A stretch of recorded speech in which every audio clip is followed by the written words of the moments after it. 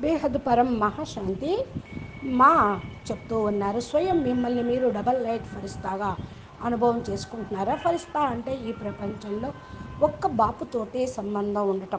ఎలాంటి బాపు? ఏక్ బాప్ దుజా నా కొయ్యి అనేటువంటి స్థితిలో ఫరిస్తాగా ఉంటాం. ఫరిస్తా అతీతంగా ఉంటారు. దేహ సంబంధికుల ఆకర్షణ యొక్క రిస్తా లేకుండా వాళ్ళతోటి ఉన్నా కూడా అతీతమైనటువంటి స్థితి, దేహముతోటి సంబంధికులతోటి కూడా తగులుపాటు లేకుండా ఉండటం.